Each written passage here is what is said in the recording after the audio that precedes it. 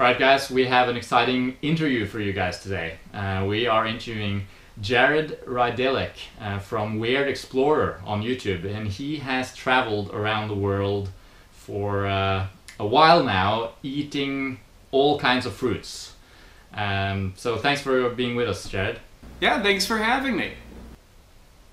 Yeah, so just to start off, maybe you want to tell our viewers, in a nutshell, what you've been up to and, why you started doing this.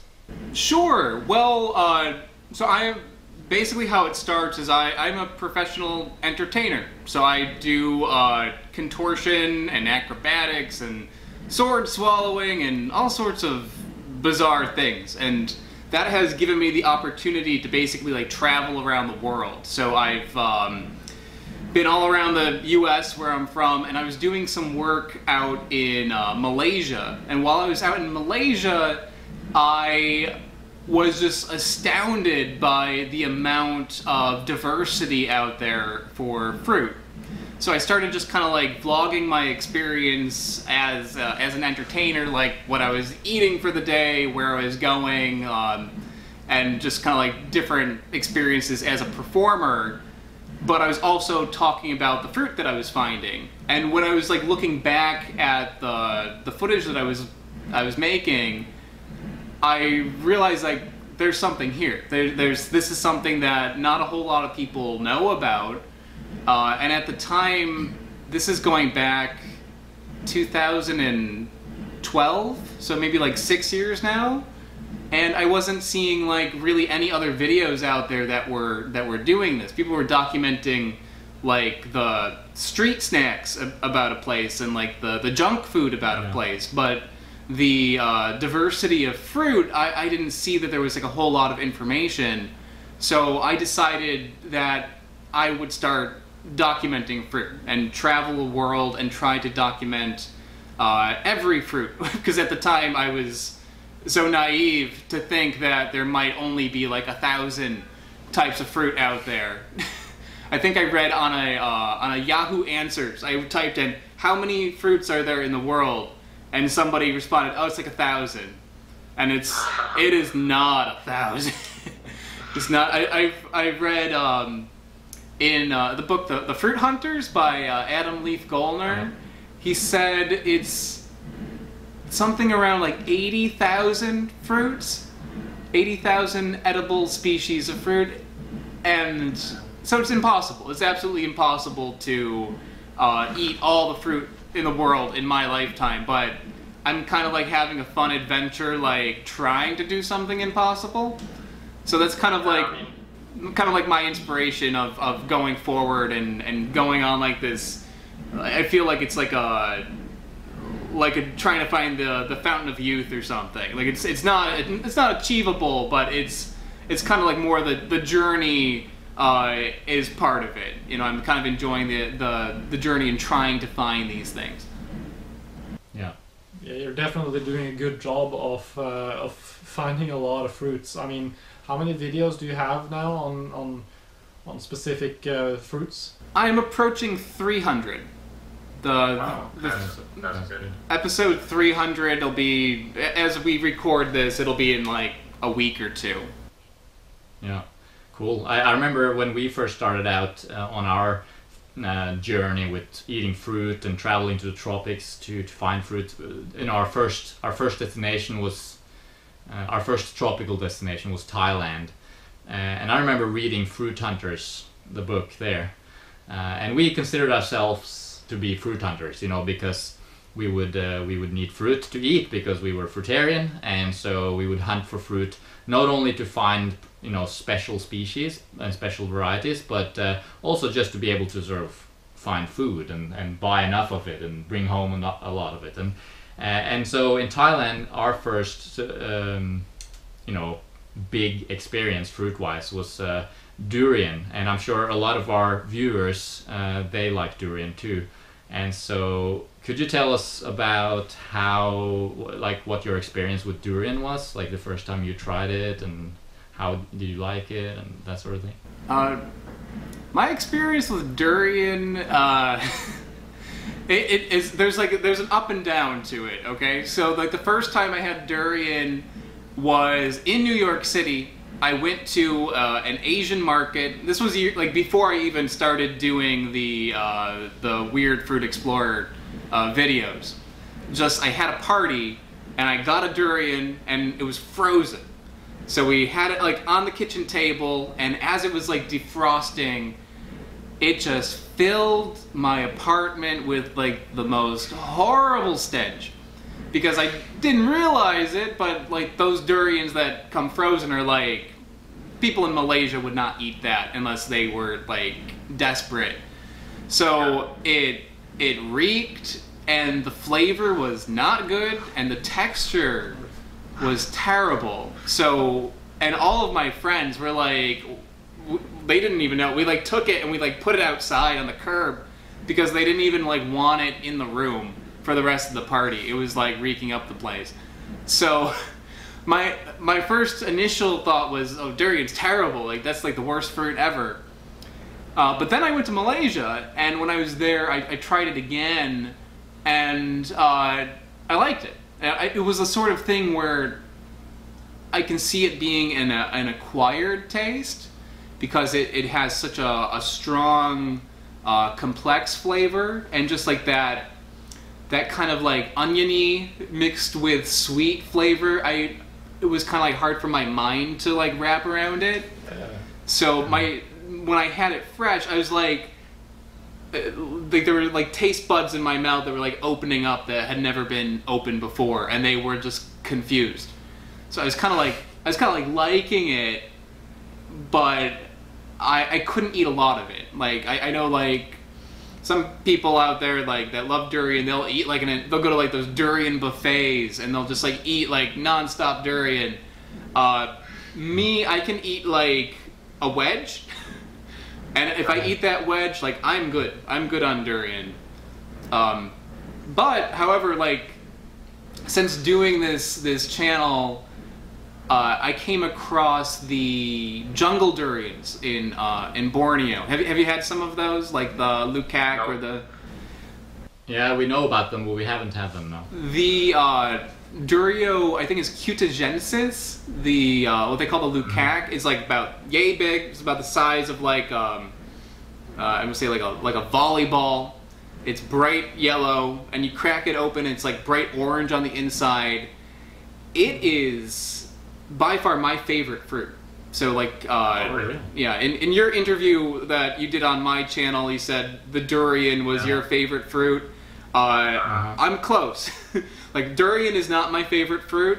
Like your standard Durio Z, but the Durio cutagensis is like it has all of those delicious parts of durian, but without the onion taste. So that kind of like question doesn't even come up for me of like, do I like this? I don't know, because it's not there, and it's very aromatic, but the aromatic scent off of it is more floral and fruity than savory. It reminds me of having like a bowl of like Fruity Pebbles, like very like almost like a sweet cereal kind of taste. So that durian is excellent. The standard I always forget the Latin name for it. I call it Durio Z. Zibetanus, I think. Zibetanus something. We'll go with that. The Durio Zibetanus, like I like it now. Like when I get it, I'll eat it. I'll enjoy it, but I'll be good. I'll be good for a while. Right. Yeah. Wow. That's very cool to hear. You know, it's always inspiring to speak with other people about durian, because we're mostly used to the Thai style durian, the standard ones, and we've also been to Penang, Malaysia, and had some kind of crazy ones, but not anything like that. We've never had another.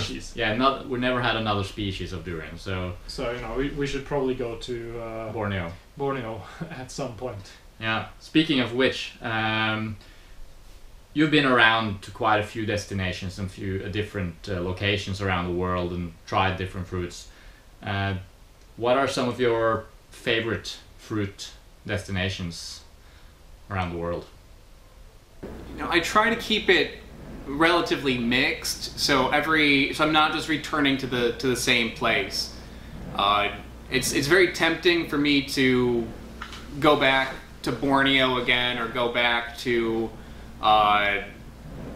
some of the places I've been to in Southeast Asia, but I try to mix it up. So like last trip I went to India, the trip before that I went to Mexico, before that I went to South America. My next trip is going to be in Africa. You know, I'm trying to get samples of like a very broad spectrum. And a lot of people that are interested in fruit hunting, fruitarianism, they tend to gravitate to Southeast Asia. And honestly, I think that is probably the best place that I've been. So I think that is not without reason that a lot of the fruit hunters really love Southeast Asia, because there's a lot of diversity everywhere, I feel, that I've been, but where it's readily available and a part of the culture, where you can go into a market and you see a vast variety, that really happens the most in like Malaysia. I think Borneo in particular was really rewarding for me, because I spent not even that long. I spent like maybe a week or two just going from one end of Malaysian Borneo to the other end by bus, which is not long. You can do it in like, it's maybe like a 20-hour drive or something. It's not super long. But I stopped at every major city along the way and went to the city markets. And I just did that. And at every single one, I would find a huge variety of fruit. And these are places that are just maybe 4 or 5 hours apart by road. It's not like in the US, if I want to find like a crazy fruit, everything is the same unless I'm really going to a different destination. Like I'm going from the East Coast to the West Coast. But in Borneo, just a few hour drive, and you would get a whole new experience of fruit. So that diversity there was just phenomenal. Like as far as like a must-go destination, that was probably the best one for ease, you know. But at the same time, like when I went to India, I went there like a couple months ago. If you rock up to a market and you walk around, you're going to see mostly apples, mostly bananas, mostly orange. You're going to see things that are not too crazy. But if you do some digging, some really wild things come up. And that's kind of like what I'm after now. My experience now with traveling is I'm going to places that are different areas, and when I'm looking, I'm seeing a lot of the same stuff, like a lot of like these universal fruits that you kind of see everywhere. But when something does show up that surprises me, it like really surprises me, and that's kind of like what I'm going for now. Yeah, that sounds a lot like our experience as well. You know, when you go to the normal places, you get the normal stuff, but the weird fruit, it's definitely out there. You just have to go to where it's growing, and it might just be one tree in an orchard or in a backyard of some old person. Yeah, and they just bring their fruit to the market just to sell it there, or special regions might have specialties in terms of what they grow there and tradition and stuff like that. But you know, I'm interested about. You said you're going to Africa. Yes. Have you been to Africa before, or because we've been talking about how Africa is kind of like uncharted territory for a lot of fruit interest people out there. Sure, I've never been, and that's exactly why I want to go. I think I mean, I've read about the fruit in Africa, especially in Cameroon is supposed to be insane, but it's very dangerous.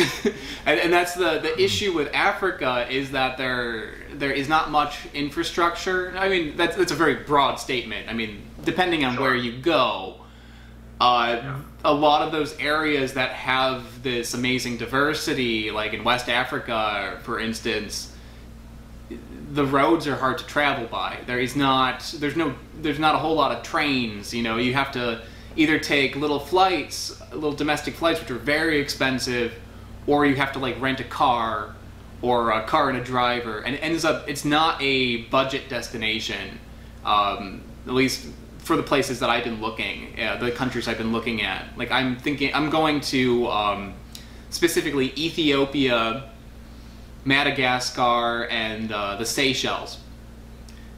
Seychelles you can get around. It's a small island, but Madagascar is very difficult to get around. And Ethiopia is like, it's hard to get into some of the more remote places. I'm probably going to say just stationed in one city there for a few days. It's not going to be like a huge trip. But I think the difficulty with it is getting around. There's amazing treasures to be found, I think, for a fruit hunter, but you know, getting there is going to be a very difficult thing. Unless you have your own wheels, it's going to be a tricky one. And even then, it's a hard one. I guess that's part of being an explorer, right? I mean, you consider yourself to be a fruit explorer, so that sounds like the perfect sort of scenario to. I mean, it sounds like a lot of fun. Oh, sure. You know, the more difficult a place is to traverse, like the more rewarding those finds will be. You know, my problem is that, you know, I'm an explorer, but I also am a professional entertainer, so I can't leave for huge amounts of time. So the most I can really get away is like a month. So when I go, like I'm like, as much as I love like the backpacker lifestyle, and I've done that, and I prefer to do that. It's more of an adventure. Like I've become a flash packer. Like if I can save time and visit more markets, and that means getting a car with a driver or taking a flight or something like that, I do that just because I'm limited on time. So Africa, I'm excited about that exploration, but I'm also concerned because I feel like to really appreciate just Madagascar alone, I would love to have like an entire year there, but instead it's going to be like 2 weeks. So we'll see how deep I can get in that time. Yeah, well, exciting. Let's wrap up, and I wanna ask you about, because you know a lot of our viewers are fruitarians, or people that eat a lot of fruit, basically, and you have a wide knowledge of all the various fruits around the world. Are there any particular fruits that you feel like, not necessarily the normal fruits, but any, like, have you found any particular fruits that you think would be very beneficial from a taste or a consistency perspective for people eating a fruit diet? Not necessarily something that's going to be available. I mean, let's face it, most of the fruits available in most supermarkets around the world are just the normal fruits like bananas and mangoes and apples, etc., and that's fine. But if is there a particular fruit or a couple of fruits that you think fruitarians should seek out to go travel and to try this particular fruit? You know what I mean? Sure. There are a lot of fruits out there that taste like other things. And that's something that I've been noticing a lot, is that, you know, the biggest difficulty with what I'm doing is I'm trying to break down flavors. And I've found a lot of really surprising things. I found a fruit in Borneo that it's the size of like your pinky finger, and it's like hard. I think it's related to ginger. And when you crack it open, it looks like a little baby like dragon fruit almost, but it tastes like pickles. Like exactly like pickles, with maybe some cinnamon in there, like cinnamon pickles. It's absolutely bizarre, and it's delicious. But I can see, like, you know, if you're being a fruitarian, you kind of like miss like a pickle. Like you can't eat, like, you can't have that. Like this is a way to get that. through a natural means. What was the name of it? I don't even know the name. Like, it doesn't really have one. I've showed it to some more like botanist-minded people, and they're like, all I know is it's a ginger. I don't know what the species is, but if you go digging through on my channel, I list it as ginger fruit. So if someone wants, if you are watching and you want to see what that looks like, you can check it out on my channel, and maybe you know the local name of it. But as far as I know, ginger fruit. Exciting. Any others? There are a lot of fruits that taste like cheese. I've had some of them better than others. Like, there's one called nanche, which I found in Mexico, which has like a very, very cheesy taste. Cheesy in a way that I did not really enjoy, but I can see if you were to take that and blend it with something like that's creamier, it would taste like cheese. Like if you took nanche and like avocado or maybe some coconut and you blended it together, it would taste like cheese dip. Like, yeah, wow. I feel like there's like possibilities with these flavor profiles that just do not exist in the fruit that you get at like a supermarket. Yeah. I made a cheese sauce once mixing like noni. I strained like noni fruit to get the seeds out, and I mixed the noni pulp with coconut meat, fresh coconut meat, and I threw it over a salad. And it was actually really, really good. Really? Yeah, it was really nice. Oh, I Like can't. blue cheese. I can't do noni. Yeah, I can't. Like, noni is like is my nemesis. But I see what you mean though, and like the nanche, which what I'm talking about is it has a similar taste to noni, but where noni has a very strong, I feel like it's like a little bit like acrid, like a little acidic, like people compare it to being like vomit. I mean, cheese. If you eat cheese, you think about like Parmesan cheese. It also kind of tastes like vomit. Like if you think about it. So I can see where using like a little bit of noni would be a way to kind of give a cheesy taste to something. There are other fruits like nanche. There's another one called the mangrove apple that have like a cheese taste that's similar to noni, but maybe a little bit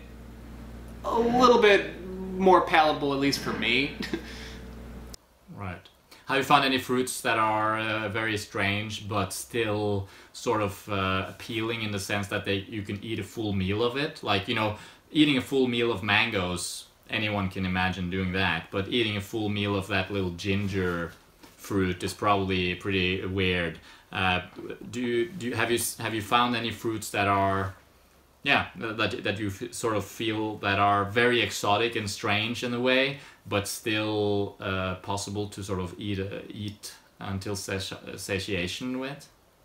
That's I've never thought about that, but I think so. The problem is that a lot of these fruits are a lot of the ones that I have had, they're very strong flavors, so you'd want something that is not like, you could eat those ginger fruits. I think after like 2 of them, you'd be like, that's enough. Like, I can't eat like an entire jar of pickles. I could eat like 1 or 2. It's kind of like that. The lucac, which I mentioned, like I could eat 3 of those. Those are like so delicious and not hitting you over the head. There's another one I had, like the mame sapote would be a good one. Yeah. Because those they're very sweet, so I think I wouldn't be able to eat like a ton of it, but for like 1 meal, I think I could probably sit down and eat an entire like 1 or 2 of those. Yeah, that's our experience too. We've had some mame and Yeah, that's on my top 3 list. Yeah.